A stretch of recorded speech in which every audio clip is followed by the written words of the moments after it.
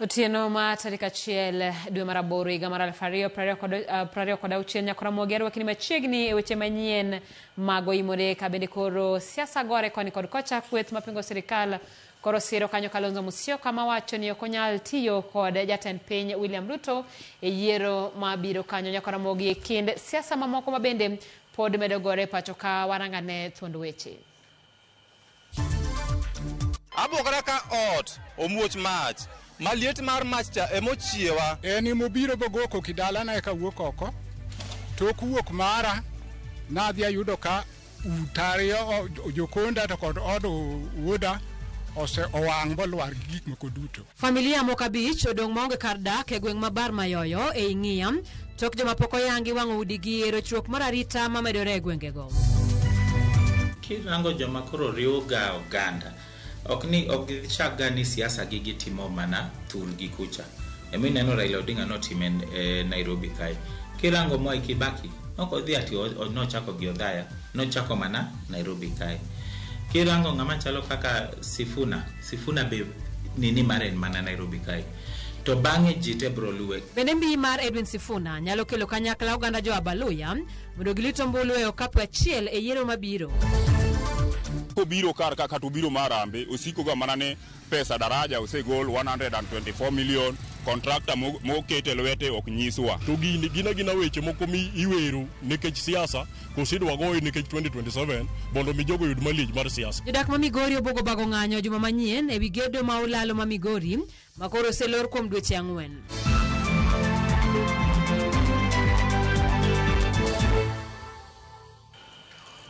Machiegni nyinga Simfrozo Kinda, jaloko marwa en Liz Otieno. Parni nyalo tudori kodwa namba marote machuok na 36000 kao kamano yudwa kanyo e mbui mag oganda. Bende parni wan gi chenro mar nyadhi wang' bende biro to kawa tieko weche manyien gi.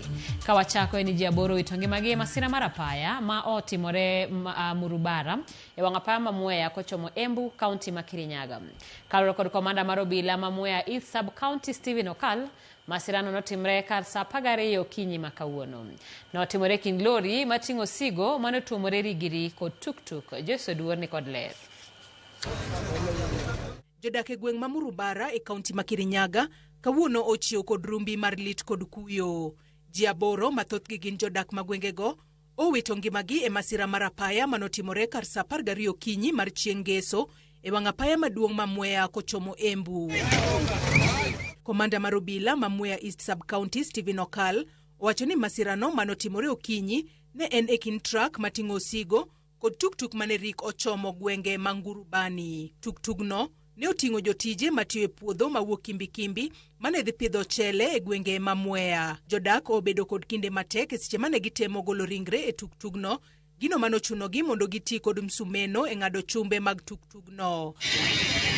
E kin jogo mane wito ngimagi gin mine 6 kod dichuo 1. Tumekasidika bana, sisi ni watu wa Nduthi. Tunauawa hapa kila siku. Wenzetu wanaenda. Sasa hii ni tuk-tuk. Imeua mama ya mtu, watoto wa mtu, baba ya mtu.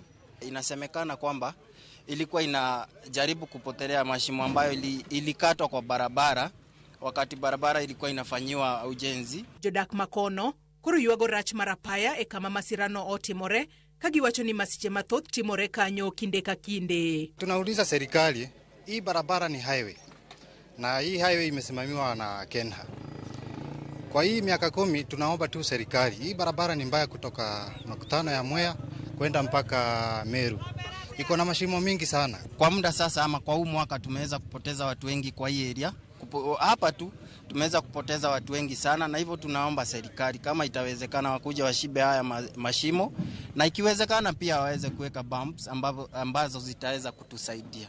Ng'atachiel manodong' kod hinyruoge maricho ne oring godo e od thieth ma Kerugoya County Referral ka ringre jogo mane wito ngimagi to ne oter e kar kano ringre mar od thiedhno. Dereva mar truck mating'o osigo mane ohinyore matin to ne omaki kendo odin ne tesind obila ma Wanguru. Obila okwayo joriembo mondo bed motang' e kinde ma giriembo kendo giluw chike mag apaya. Joyce Oduor, Ramogi TV. Familia abich koro dong' maonge kar jot e gwenge ma bar mayoyo manitiere Ng'iyam mayudore Alego Usonga bang' jonjore mapoko yangi monjo mieregi kendo wang'o utegi otieno ma piny oru godo kawuono.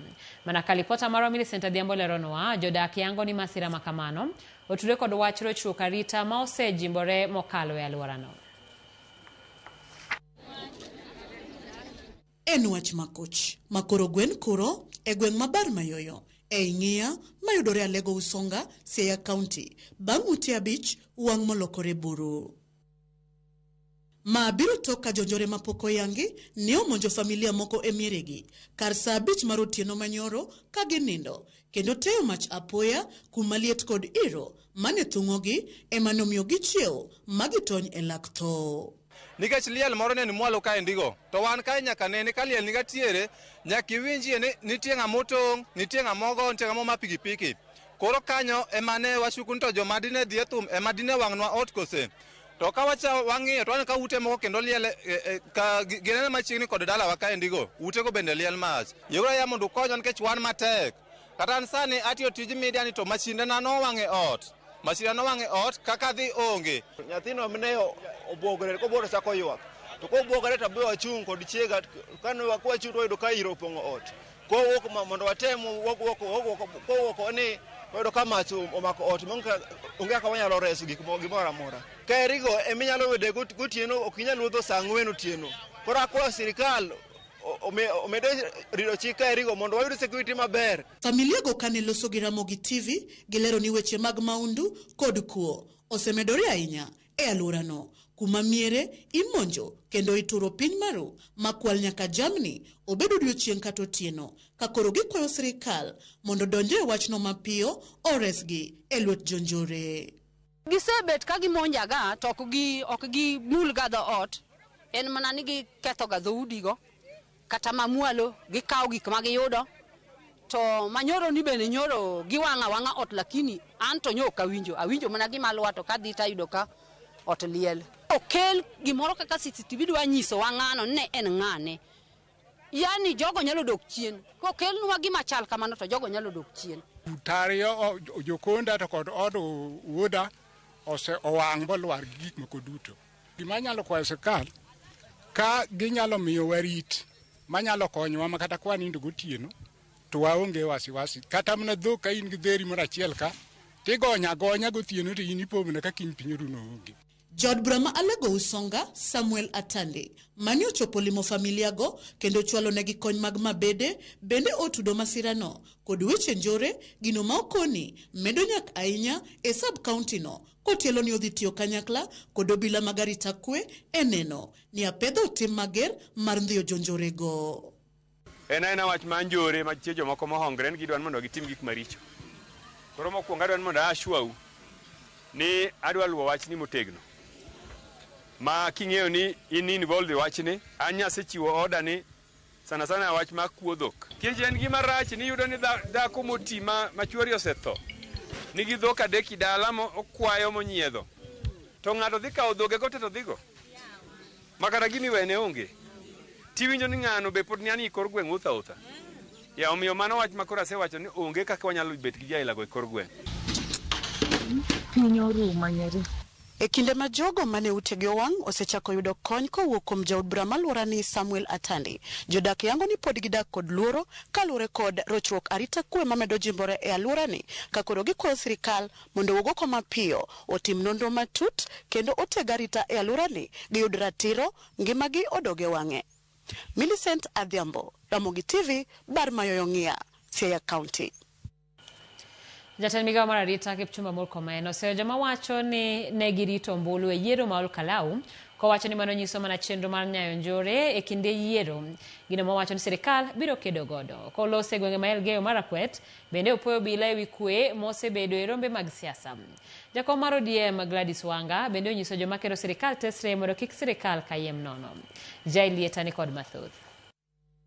Jatend migawo mar arita Kipchumba Murkomen owuok mager ne josiasa mag DCP ewi wach mar rito ombulu kowacho ni mano mana yor iko kweth mabiro rocho kwe e kinde mag yiero. Kuchunga kura yetu, we know what that means. In the past, kuchunga kura, we know that's a coded language for violence. Hatu tutachunga kura, tutalete vijana wachunge kura, we know that is incitement to violence.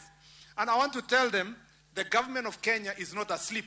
The government of Kenya is alert. We will not allow anyone to bring violence in Kenya, to incite tribal hatred or violence. We will make sure that everybody follows the law. Murkomen kamano bende opoyo migao mar obila ewi kwe mosebedo e rombe mag siasa komedo siemo joma chano kelo tulo. Bili iliyopita hakujakuwa na vurugu kwa mikutano, hiyo ndio njia tutafuata. Ukileta vurugu kwa mkutano utaondoshwa kwa njia. Ukileta maneno kelele utapelekwa kotini. Ukileta shida kwa Kenya unajua safari utaenda wapi.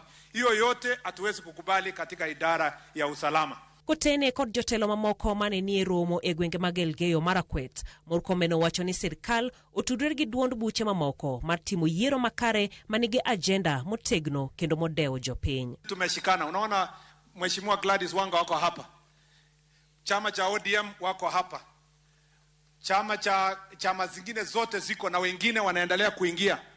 Nia yetu ni kufanya uchaguzi ujao ukuwe ni ya issues. Jakom mar ODM Gladys Wanga mabende nochopo e romono opoyo jatend piny ewi lek mar bero ngima jo Kenya. Plani ya Kenya si plani ya siasa.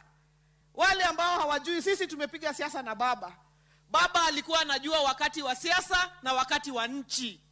Wakati wa siasa alikuwa anapiga siasa. Wakati wa kuweka nchi mbele alikuwa anaweka siasa kando na anaweka nchi mbele na anafanya mipango ya kusongesha Kenya mbele. En bende oseyo kweth maketo sirkal tesre mowacho ni pingo sirkal nono maonge wach mongirore. Wale ambao wako upinzani, msipinge for the sake of opposing. When it comes to building the future of the nation, watu wakuje pamoja wafanye hiyo kazi. Na hiyo mimi ndio nataka niwaeleze. Onyiso kwethno mondo oikre ne piem maliet e yiero mahiga manyien konyiero loch margi achiel e yiero madundo ma Olkalau kabendo nyiso jo DCP oikre ne yiero mahiga manyien. Unajua juzi watu wameshinda kiti moja ya Olkalau. Hatujalala. Tumeongelelewa kutoka huku mpaka kule. Lakini nyinyi mnajua in the last 6 months kama broad-based team tumeshinda elections 9. Jaileta, Ramogi TV. Kapod wantie weche mag siasa ni ogai mar Wiper Kalonzo Musyoka medo kwedo weche mawachore ni en kod chenro mar biro riwore kod jatend piny William Ruto e yiero mabiro. Jatend kweth mapingo sirkal no bende ogolo siem ne duol matayo yiero pacho ka IEBC mondo kik ti kodgi kod jood bura gi sirkal e kaka gibiro tayo yiero mabiro. Kalonzo ne lose kinde mano yore nyasi mar rowere e kar dak ma Olpolosie ward ma Imaroro county ma Kajiado. Ogai mar Wiper onyiso jolupne ni gibed kod geno ni ngang okobi jwang'o riwruok mar kweth makwedo sirikand William Ruto kendo riwo lwedo Ruto e yiero mabiro. Niko hapa kuhakikishia mazungumzo ambayo mimi nataka tufanye na Ruto ni huu mwaka wa uchaguzi ambao umefika. Tutazungumza kwa kupiga kura. Tumuondoe kwanza ndipo basi tuzungumze. Kalonzo bende kwedo jatend piny ewi gino molero ni Ruto pok ochopo kare singo manoketo koka otelo. Hata anataka alikuwa anaita mkutano juzi afanye mazungumzo hata wa Kenya tukae tuzungumze.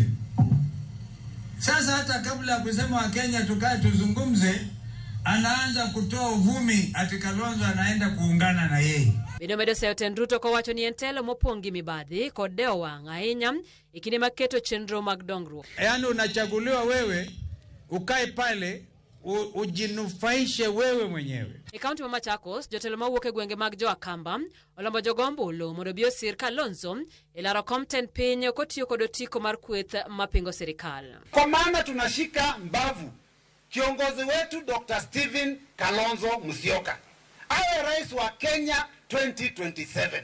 Hakuna siku hata moja Mheshimiwa Stephen Kalonzo hatawahi kuzungumza ama kwenda kuungana na watu wengine hawa wa blood based government. Omachelo gai maduon bura ma DPK Eugene Wamalwa bende omedo duonde wi siasa gi kolero ni Kalonzo ok bi riwore kod Ruto e yiero mabiro. Sisi sote ni wa timu moja, tunataka sasa tuungane na kina Sifuna na kina Osozi tukue one team. Jatend duond bura mar DCP Rigathi Gachagua yango ni jatend piny William Ruto ne dwaro mondo ochiwne asoya mondo askeche mag Ingeresa ma osebedo katiegore kambi jolweny mabatuk mantiere na nyuki omed bedo pacho kae. Magino wacho e kinde romo mano bago gi jopiny e kaunti ma Nanyuki komedo seyo jotelo mawuok e gwenge mag Masawa matiyo machiegni gi piny owacho ni gin andhoga kendo jopiny kik bi yiergi e yiero maduong' mabiro. Nanyuki oye! Ne en romo mane jatend duond bura mar DCP Rigathi Gachagua obago gi jopiny e kaunti ma Nanyuki. E romoni, Gachagua pod medo biwo seyo ne jatend piny William Ruto matiyo marach kod apise kulieko ni jatend piny ne dwaro asoya mondo askeche mag Ingereza mosebedo kategore kambi jolweny ma Ingereza mantie Nanyuki mondo med bedo pacho kae. Huyu Kasongo alikuwa ameitisha hongo kwa hao askari ati ndio waendelea kukaa hapa. Wazungu wakakataa, walitaka kwenda Tanzania. Nikajua hiyo wazungu wakienda, tauni yetu ya Nanyuki itakufa kibiashara. Nikaingilia hiyo maneno. Sasa wazungu wameambiwa wakae, ndio biashara yetu iendelee. Gachagua bendo seyo jotelo mag Masawa matiyo machiegni gi sirikal ni gin andhoga kokwayo jopiny mondo obi oyier jotelo mabiro chung' kod otiko ma DCP e kaunti ma Nanyuki e yiero maduong' mabiro. Kuna mtu anaitwa Derito Moreithi. Alikuwa gavana hapa. Amechukuliwa na Kasongo. Amefanywa chairman wa KRA. Ameambiwa na Kasongo atesa wa Kikuyu, atesa wa Meru na Waembu, afunge biashara zao. Na huyu Moreithi ni msaliti. Anauza sisi kwa Kasongo. Anaangaisha jamii yetu. Asiwahi pewa kiti yoyote katika kaunti ya Laikipia. Mama anaitwa Jane Kagiri. Ni msaliti ya jamii yetu. Ni mtu ya Kasongo. Anakaanga na Kasongo. Ni rafiki ya Kasongo. Huyu Jane Kagiri aende nyumbani. Huyu mjumbe anaitwa Sara Korere. Asikuja kupata kura yoyote hapa katika jamii ya Kikuyu. Gachagua mano ten kod jotelo mopogore opogore bendo makamen kod jaod bura ma Laikipia East Mwangi Kiunjuri mowacho ni en jandhoga ne oganda jomasawa. Msaliti wa jamii yetu ambaye anatuuza kwa Kasongo, ambaye anahujumu wa Kikuyu, ambaye ameangaisha wa Kikuyu, ni huyu msaliti Mwangi wa Kiunjuri, msaliti wa jamii yetu. Kiunjuri aende asiende? Huyu Mwangi Kiunjuri aliuza jamii yetu kwa Kasongo, akapewa tenda ya kusupply vikingi ya stima ya shilingi bilioni 1, akauza jamii yetu bilioni 1 kwa Kasongo. Hiyo pesa Mwangi Kiunjuri umepata inatosha wewe. I am announcing today the permanent retirement of Mwangi Kiunjuri from politics here in Laikipia. Eromo mare mokwongo e gala moro jaod bura ma Ol Kalou Sami Douglas Kamau bendo seyo piny owacho kaluwore gi kit campaign manoneno e yiero madundo ma Ol Kalou. Higa achiel motedo ne yiero maduong' mabiro, jotelogo bendo seyo jatend migawo mar arita Kipchumba Murkomen magiwacho ni nokoso rito ombulu ka jopiny oseluto ombuchgi. Wewe Murkomen, unasema ati hakuna kulinda kura. Wacha tukuambie, wewe umewezwa na security. Sisi tutajilinda na tulinde kura zetu. Na hakuna mahali utatupeleka. Wewe ndio utafuata Kasongo, wewe na Sugoi. Kawan bede jalup jatend piny Kithure Kindiki otelo ne nyasi mar rwako jokanyo mag duond bura mar Jubilee masani koro loko tanga kendo donje duond bura mar UDA.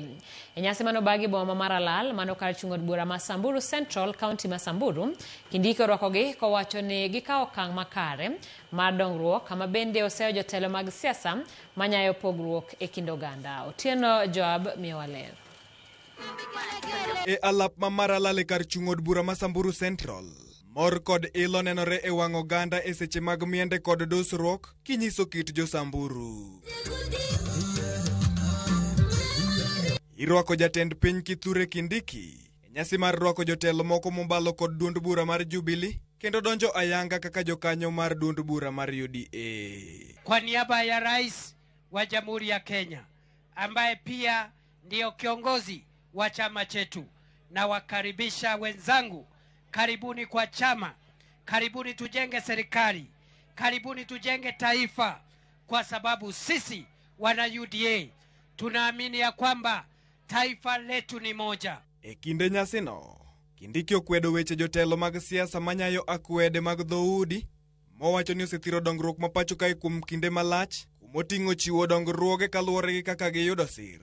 Mowacho ni jatend piny Kenya osekedo godo.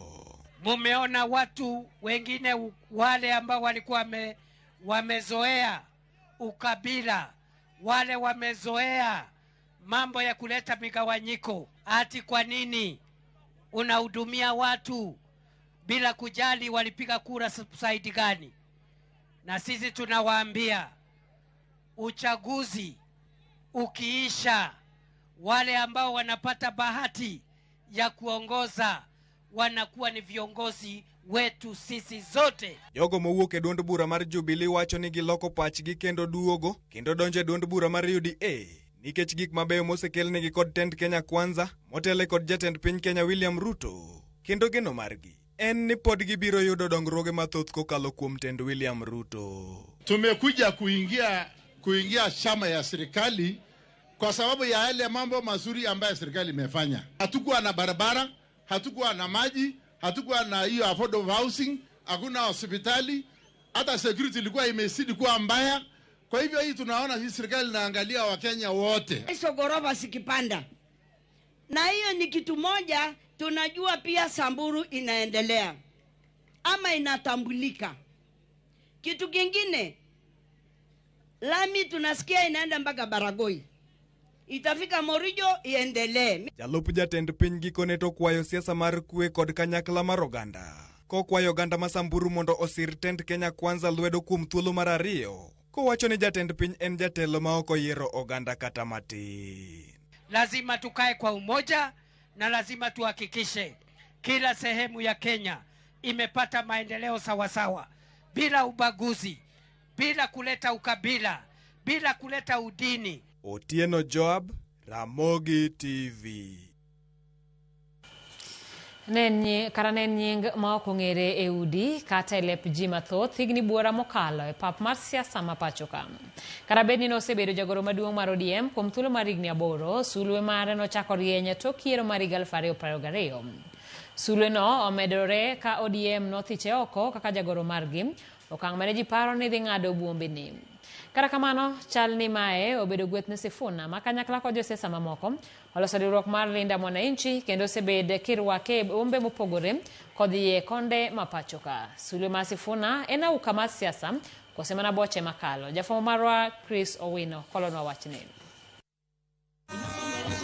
Kata odoko ni jodongo ne ogoyo ngero ni thuon ok pak e gwengi, Edwin Watenya Sifuna ne oyudo rwaka mar kingi e kinde romo mar Linda Mwananchi e Imbo mar Kenya e giko juma mokalo.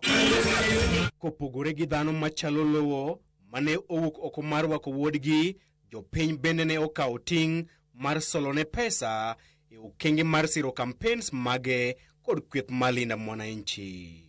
Rwak mane oyudo e counties mag Trans Nzoia kod Bungoma ne oweyo jopiny kod jonon siasa ka chwado lewgi ni diponi Edwin Sifuna otomo ng'wech gi lemo mar ogai mar jo Abaluya kom osebedo ka odiedo kuom thuolo malach. Rwak mane Sifuna yudo Western nyiso ni jo Western neno ka gima ginyalo bedo gi jatelo manyalo riwogi.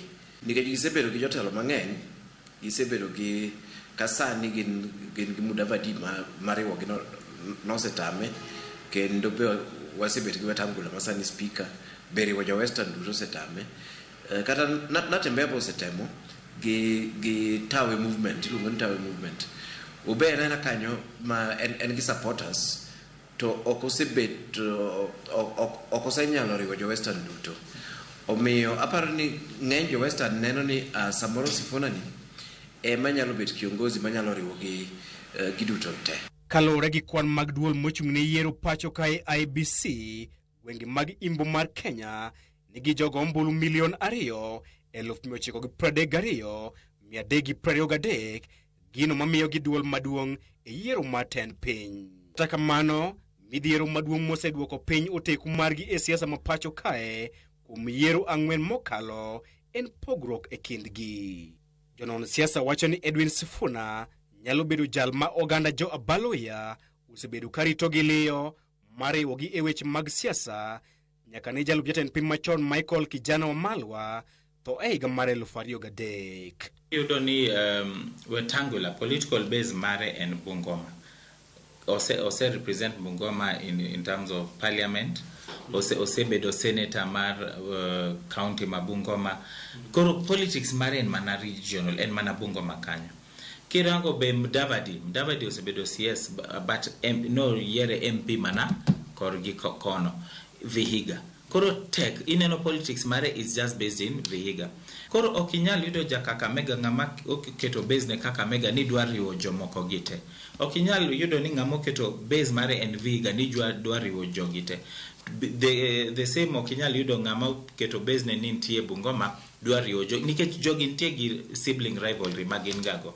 Mineno ni Sifuna hape ber sani ni en nochung Nairobi kae, en senator mar Nairobi. Politics mare has been national nikech osebedo leader mar ODM.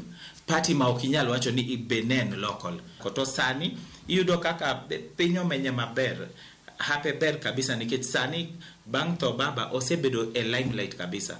To ji mang'eny oseneno ni ng'ani nyalo telonwa nikech principles gi positions mokao ber kabisa. To the moment ng'ani yudo support all round, Western iyudo ni bro bedo mayot mondo Western o supporte. Aparo ni bende ging'i mbele. Ging'iyo ni to jatelo mane manyalo wuok e piny gi kono manyalo kawo piny. Nikech gini ok en ni ji luwi ni iriwo ji tero kure. Aparo ni ng'eny ging'iyo ni ama ng'at mosebet kaka ko siasa neni to gi kaka piny dhi. En ng'at manyalo bedo jatend piny Kenya duto kinde gi kata kinde mabiro. Ting'eni mano gimos ok osebetie piny Luhya kuom ndalo mang'eny. Chenro mare Uganda jo Abaloya mondo wuoth e twech achiel en ting' ma osetem kod jotelo mathoth kaka spika mar od bura Moses Wetangula, ogai mar Buchen Mikipe Musalia Mudavadi kod jagoro mar Kotu Francis Atwoli. En ligangla mane ma Edwin Sifuna omanrego ma osetamo Musalia Mudavadi, Francis Atwoli kaachiel kod Moses Wetangula. Joma koro riwoga oganda ok chaga ni siasa gi gitimo mana thur gi kucha. Emineno Raila Odinga notime Nairobi kae. Kirango Mwai Kibaki ok odhi ati nochako gi Othaya, nochako mana Nairobi kae. Kirango ng'ama chalo kaka Sifuna be nini mare mana Nairobi kae. To bang'e jite bro luwe. Kichako keto politics mari ni bedo mana local, to mano e gima osebedo ose affect jo Western kabisa. Nikech yudo ni gin gichako ni an adwa chako ni my home base mara bro bedo Bungoma, moro Butere, moro Koni.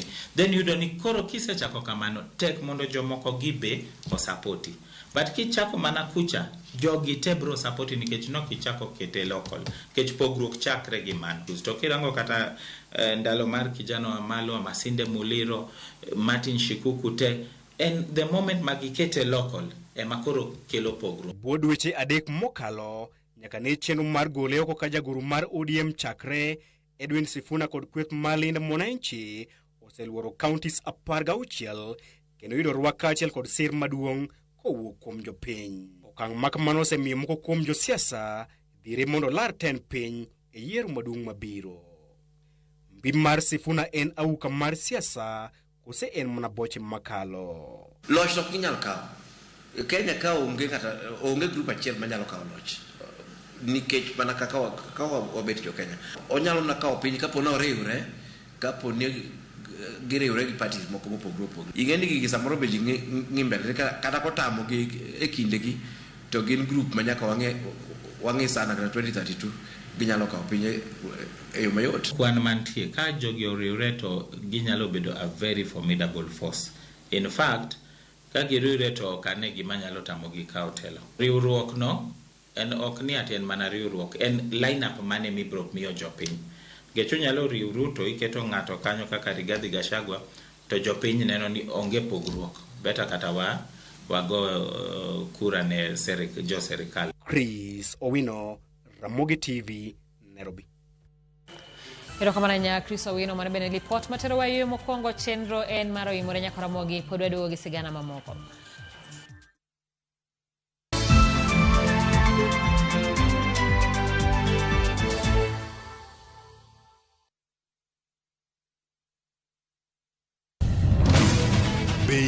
mar doke pacho kama sigendni ilero gi mor kod sunga mar luo.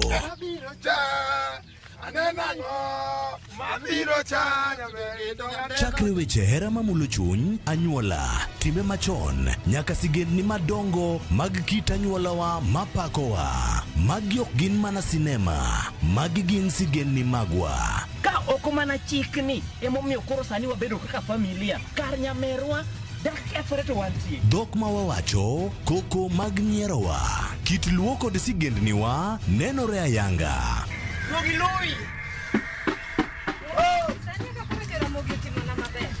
Winam Cinema, Jumapil ka Jumapil, saa 2 kod saa 4 mar otieno, mana e Ramogi TV.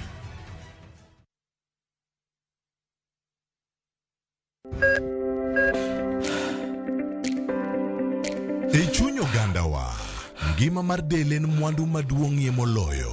Mondo tekruok mar dende obed maber, ok gin ga gik matek, gin gik miluongo ni lifestyle.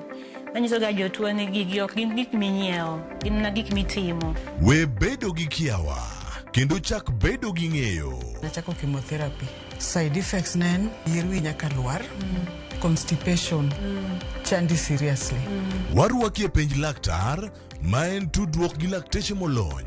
Isamidhir jahocho cha, nyaka ibed ni iseng'eyo ni mae shida ma an godo to adwa kony. Chakre weche thieth kod chiemo mar mine mayach, nyaka weche thieth mag tuoche masiko. Wakelo od thieth e od dak. Tuo mar rheumatic heart disease ni landore sana e gwenge ma poverty ntiere. Riwri gi Ruth Otieno, wuok tich nyaka tich abich, saa 12 odhiambo.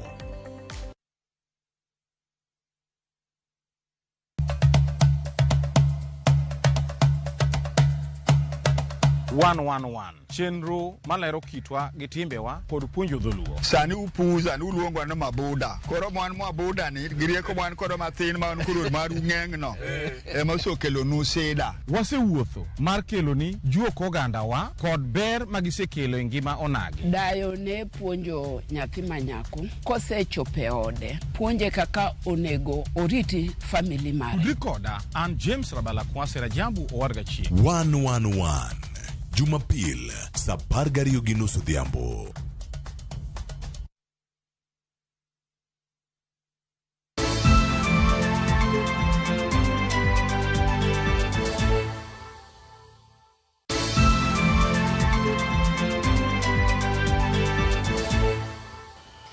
Machiegni kendo riwruok mar NASES omako ne juma manyien pod gidhi mbele kod ng'anyo margi ka giseyo riwruok Governors kuom koso keto kare winjruok mane gidonje. Dalinta Uma ni kod mathoth.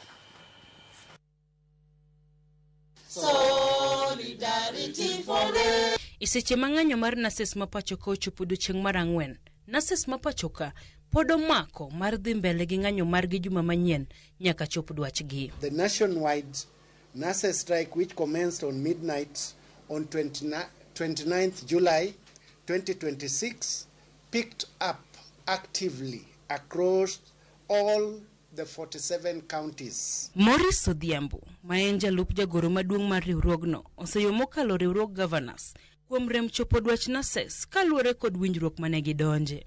It is deeply disheartening to witness some of the members of the Council of Governors, including individuals who occupy leadership positions within the committees in the Council, that are making unwarranted public pronouncements instead of providing leadership and solutions to the ongoing dispute.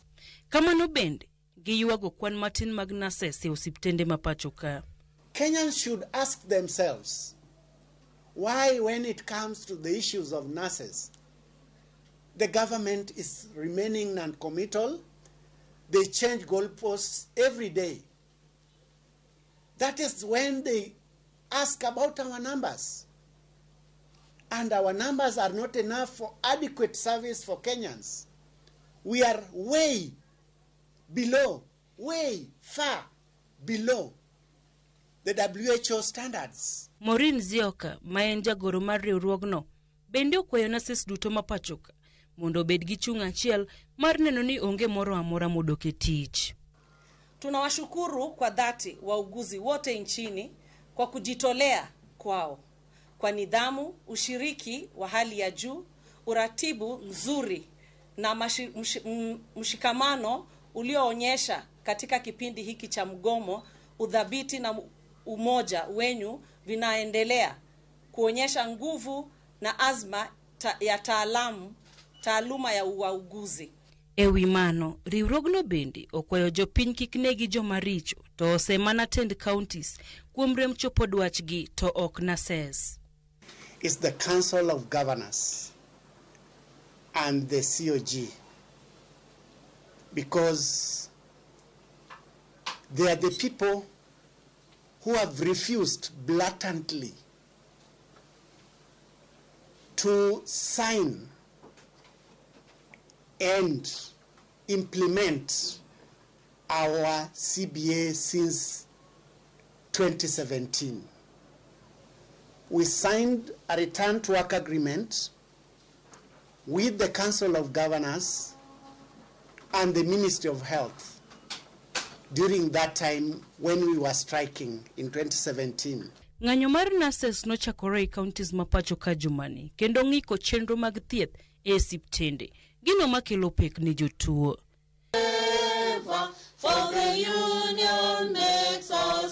Dalita Ouma, Ramogi TV, Nairobi. Moko kuom jodak e kaunti ma Migori obuogo bago ng'anyo kendo rocho chenro mag choko osuru e kaunti no juma manyien poni piny owacho koketogi e ler ni to olalo maduong' ma Migori ma oselor kuom kinde maloyo dweche 4 iloso karang'o. Malipot mar Jojuma. Dweche medo kalo ka jodak ma Migori pod rito mondo koro piny owacho los olalo maduong' ma Migori mane olore kinde mar dweche 4 mokalo ka chechgo ni onyalo mukore mogore piny.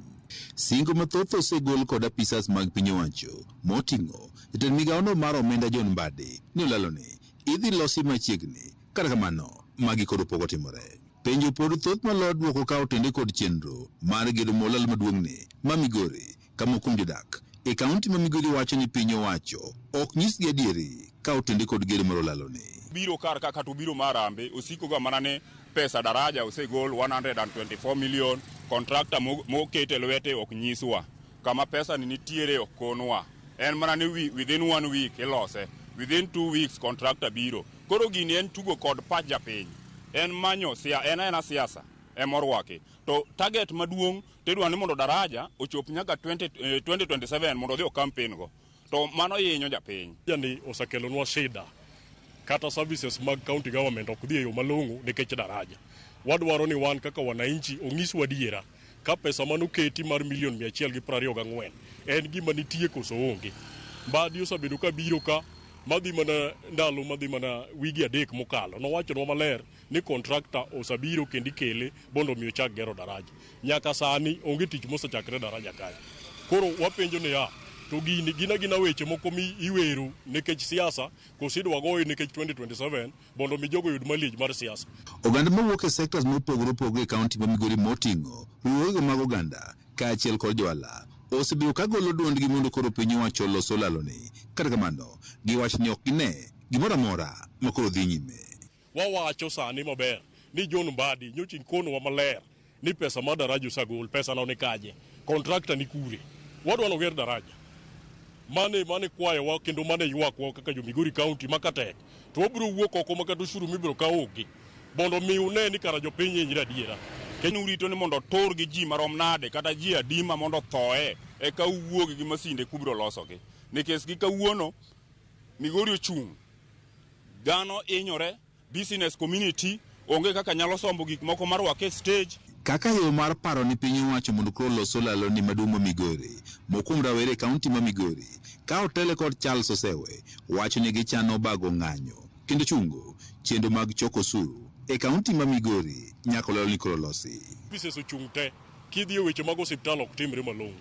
We jochiro kaka itero mwandu e chiro jok madhi nyaka yo Tanzania ok kal. Koro wan gi problem. Ne wakwayo Rais William Ruto ni wang' ni koro wawe siasa wagere uru daraja bondo mi jo Migori bende obed mamor. Ok wadwar ni seche te ka josiasa obiro en mana ni wan e broad base, wan e two term, to gimwaneno malong'o to onge. Giwach singo osebed ka igolo mar gelo laloni tok gine gimoro amora obedo kodhi nyime. Kethruok mar laloni maduong' ma Migori osethiro chenro mag wuoth kod ohala chumba ma Migori kod chenro mamoko. Sasa Suna West gi Suna East onge goods manyalo kalo kadhi Kuria, kadhi Sirari kata maduogo kone nikech japiny timo business gi ndarane. Nyaka sani wegi nyamburko tiyo kod apaya maborne loyo kilomita 10 kendo gikawo malo dakika 25 mondo ka gidonji e boma Migori. Makinde mokalo ne gitiyo kod dakika mok ng'eny 2 mondo gidonji e boma Migori. George Juma, Ramogi TV, Migori.